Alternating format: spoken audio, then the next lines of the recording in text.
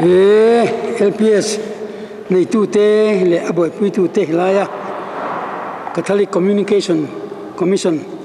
boi pui tu te le min thira min lo ngai tha tu te in zaom khom maya thu hi du le mai lang soi thiam te poi harang reng khom maya tun chuma hian soi fia kan do cho Pathianin kuta thlak non lo a chiang lo mai thea chumi kan soi rual chuan mausian thalera tuia vuak chua don khan a khong non ti te kha na pan lai tanga ti kan thiat non fu kan thiat fu thin ania Israel ram thalera khuan lungpui lian pui ta men khung lung khwanin tui kha a fom khom a hip khom thin ninan seya chu tianga lungpui chunga tuiom chu an kher thin tem tia chu mosia khan an vo chuak tinan soi mai ni te pon te enga pon se khatiang khachu thu kho chang ti kho chang ania matha thoeng pon se kan thil soi tum fi anani takin mosia khan ti kan pe don chiwa ti a voi nya khong khera voi khat khong sila tok tu ne chu Pathian thinaura ram tiam polu ti talo ti te kha karil ro han lo lang ye ya tiang chuan Pathian ku te thlak non lo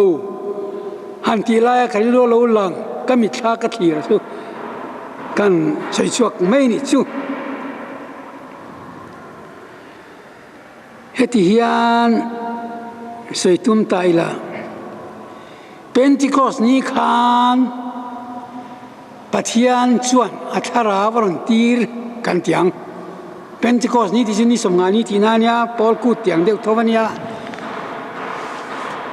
Jubilee te po ni somnga ji Golden Jubilee te kan tiamo ka tiang khani maya pusoi liran van ram juni ka ngakalania ti thina achan chu I suwa vana lon khan ninga cholam athanga ninga dang khatara cheng han lo chuna na manga tia I suwa vana lon tanga ni som ni chak takha Pentecost ni ania chu kalama ninga holama ninga ti ro thina khatiang zong te po khan dil ru da hlawang reng tak te po ngai tu na an siam kha tangkai ma na le Pentecost ni a chuan eng thil nge lo thleng Pathian tharau lo thlen khan an chunga meyangin mei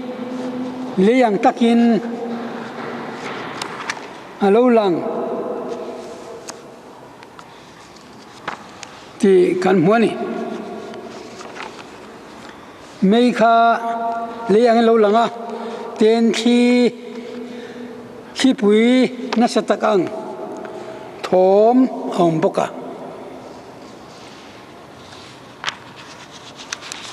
ti chuan abul kan tan dan chu in man thiam tura ngai ta angila hetila hian apostol te thil ti tin he kan lekha boi chang kan jia ka tirgoi thil ti bungriat chang som pariat a hian kan chial lok ange tin apostol ten an chunga kut ngatin tharau thiang lim pe an ni ti Simon a chuan a muin poisa pek atuma hetiang thili theina hi mi pe ve ro an chunga kut ka nga na apiangin tharau thiang lim an don ve theinan atia chu bungria chang som paruk ka hi chu nima sila peterana nena tangka I iboral rualin boral vero se I tangka iboral rualin boral vero se Pathian thilpek tangka sumali ituma wangin heng thua hian itelve love chan poi nei heklo irilru Pathian ngain afel love chu wangin isual hisimla lalpan hena tongchairo chuti chuan irilruwa ingai tu hi angai dam ma na che mit anga kha inia sualina puar tlat zeniti kapmoni atia Simonan intil soi hi engma kachunga thenlonan nangnin lalpa nena min tong tai sakru atia kan chang than khat pol tak poni mai the lai changi tunlaya mi sarmon tu tenan sarmon thin danangin pitira hi athina urle mayani mi tilu chunga kuta zunga a tharau thiang liman lo nei ta an lo dang lam ta mi tharan lui ta kha simona khanan khira ro puetia a it ve a tiang hian ka minga than ve thina turin sumle pai ti po kan ei Pathian turin min pe ve teu khai tia sumale atumani phot maya ta hian a tun ma lama kan pastor ban koi ka ridang thina hemi tuma hian pastor ban koyan tidan taka chuanin petera chuan Simona hi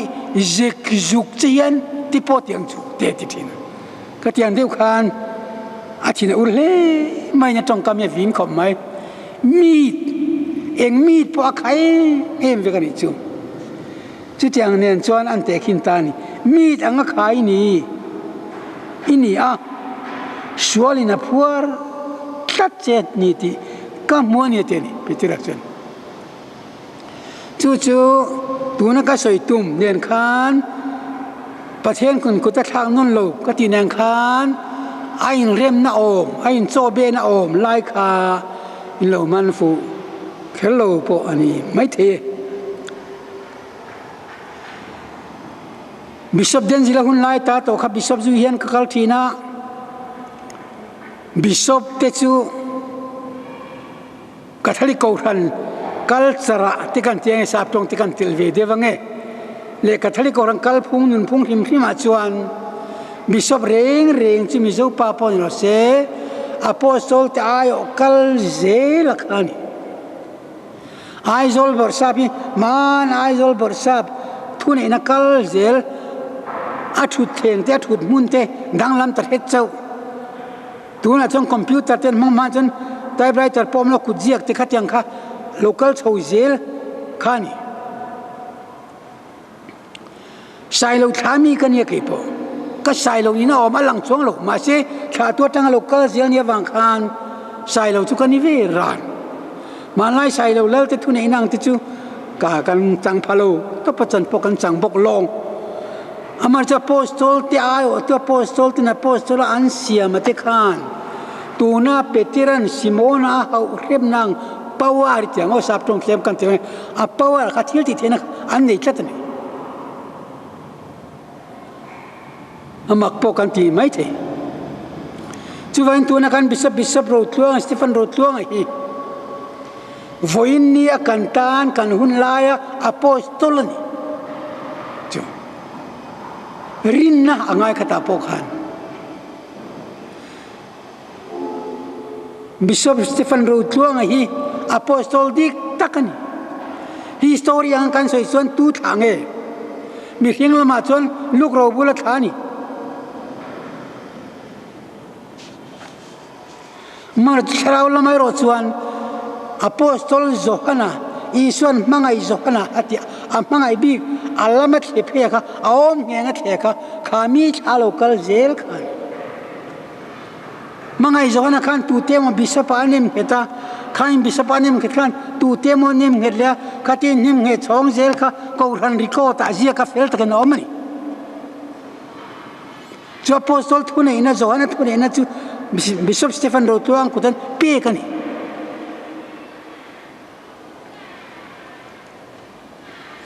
tuna kan serang che khan thune ina kha Petiran avin puye me makha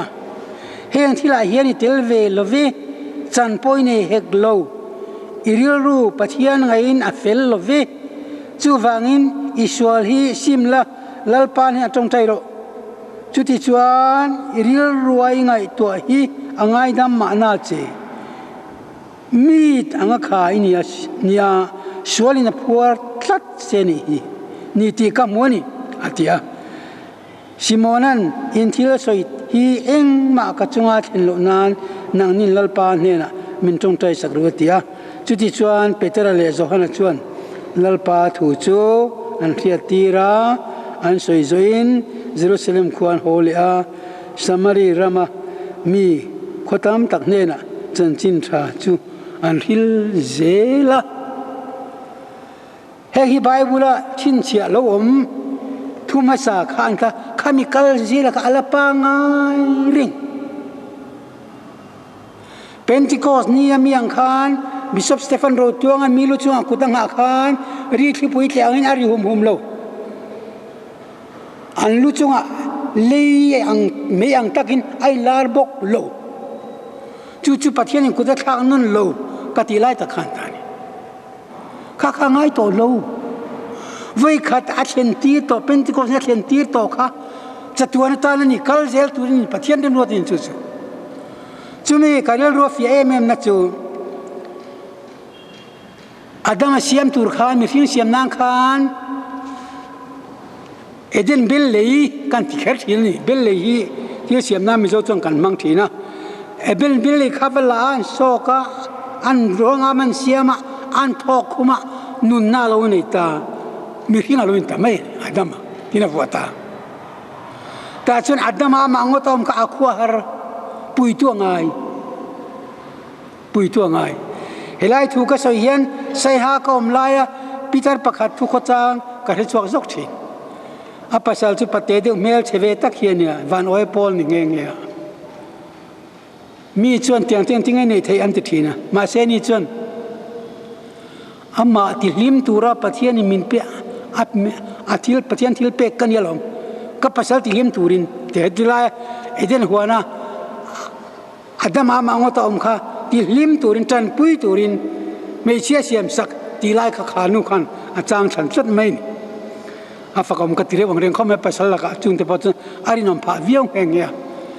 chuan evi siam nan khan luma sok e eden bil level la lo manai chan mi zum belam bo don chuan tui sang kamami te lui kamami tiau an tia chu tiang chan ju phura Belian so kan deng bana khang tin khang tiang chon siam atloe em khang kan pi pu tina ju fang bel thai eman siam ten te ka ni chi setanika tunai Christian ten kan chan tir ta khang kha kan mi zo Christian ma sa te kan lo chan tir lo ta selang chuan voina chon ku kar hi vai ta kan lei lawang belin ai thai kan siamang bel so thum te ka atui bi ka sin ti ku kar ngai reng lo chu kan Christian ma sa mi zon Christian ma sa tin kan pi pu te them thiam na kan pi pu te hlut na kan pi pu te ursun na an pui thu na diabolika an lo chan tir missionary ten pom sak lo thei si lo wa ka kan van doi pha ta nge na chu vain poi hi ka ti nem thina ami zo theyang ber hin tinge Pathian thui kan oile tak ang ti ka ngai tua ma se ti theng ma ka nei lo chumi han soi chuak thea rem san na min siam saka wangin LPS tele thok tu te le Catholic communication ho chunga kalom khati to kha hina pa khatiang khan uli ti chuan Pathian ni ku ta thak nun lo ka ti kha kan ngai ro thei to ma yang luma sok nun to lo a thonun to bok lo Adam nar ko vai kha thok kha ring ha la ni nun na ni thok ka ti chuan juda tenan pui thu dan an thu kho chang a chuan mi panar ko khan nun na tho lo wang khan mi pa khan chi tha theina nun na lang chong thei tu Pathianan na mi palu chu Kristani ti omje te poka alo chuan kha khain tan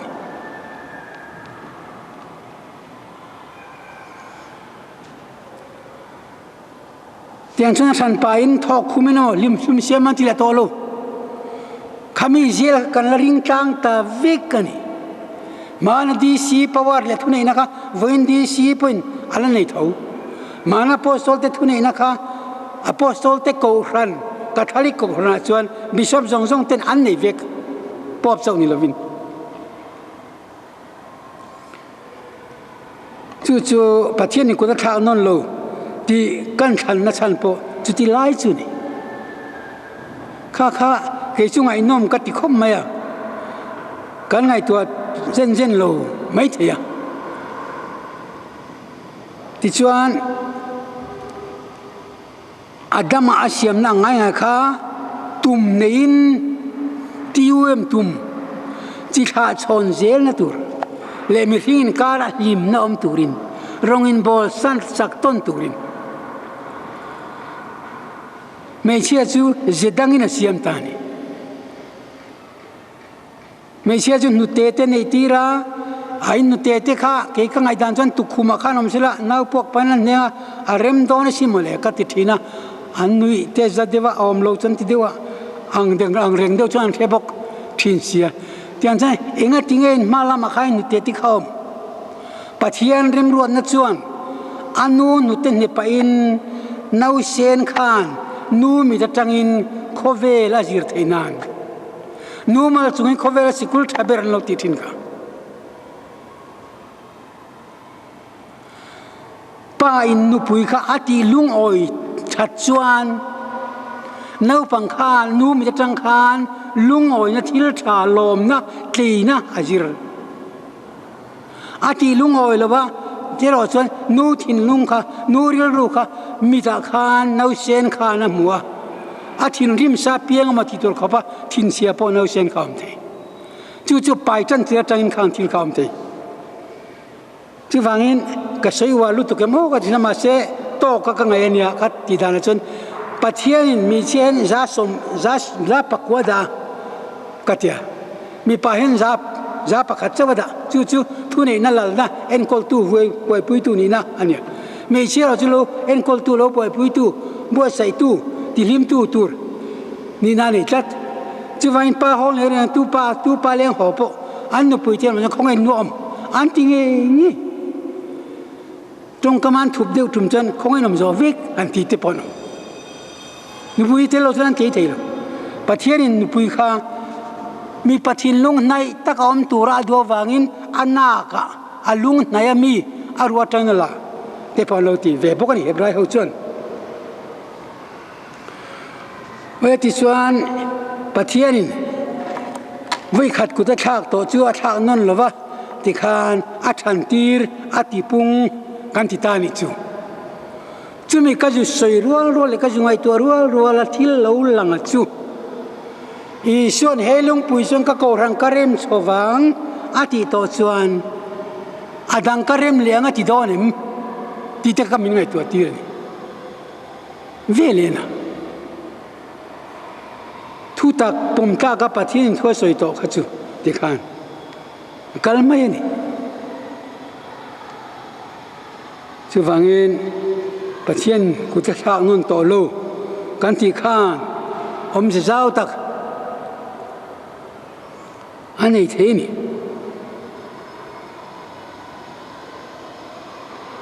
Amaro chumia van chuanin ko sang tam tak te kan lo ma wang khan kan buai tuang tur chu ani lova atua po nro se Pathian thuoi lo in khom du reng lo ko ran na tang po tel du reng lo po Pathian chon amang ai tho ki ma mi mang ai tu ki na mang ai tho ki ai na lima ma ti tur po ni tho mai Amaro chu Pathian nai takat chet la thin Pathian ngai ngoi tu ke ni yang mi chak lo te ro chu chak lo lai pen lom dan kan thiam mar chu tiang ni lova ti thadu reng lo chu mangan ni khwa an mangan dan kha nget kherang ni anabi kani mangan na po nabi kani avan doi thak bi thung sin chu vain Pathian nai chu tha mi ten trong kam thain min soi moi mal mi som ka ti thina he pa yang ai reng mai te man ni po khori na ka ma thu nu ve deu chil che to te khan ki ro la ya min lok the thin te kha ka ma khan nui he pa yang ai reng mai an te fiam thi to na khan min mang tiang chuan Pathian nai hiatha Pathian ngai sak hiatha Pathian Abraham ne na mal som na pe kha alak hi lo zakai ni namal som na pek poka lak yul lo chu tiang chuan kan tan kha kha alom renga chu wangen chu mal som chu dongin him zai te re lang u him thi nang u mi thelm ro pui tak Angelic Saint anti tin Thomas Aquinas suan ris angayati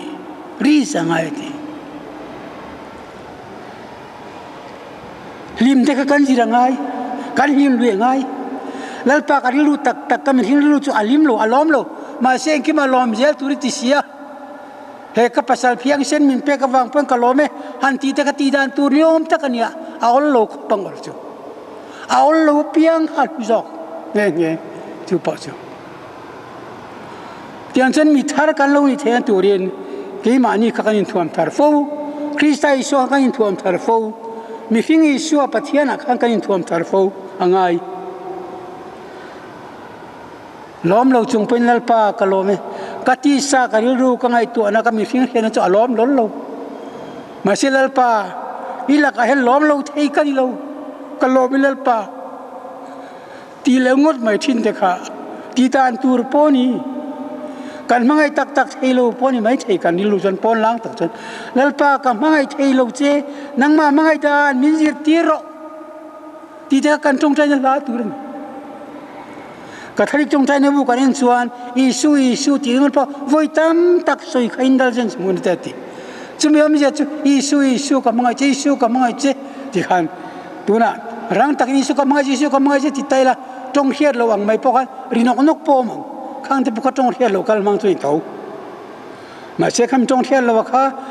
mi athin lunga iswa lam seka atong kama lam seka hetilai atot du tuk to alam fial he thi to khang kati khan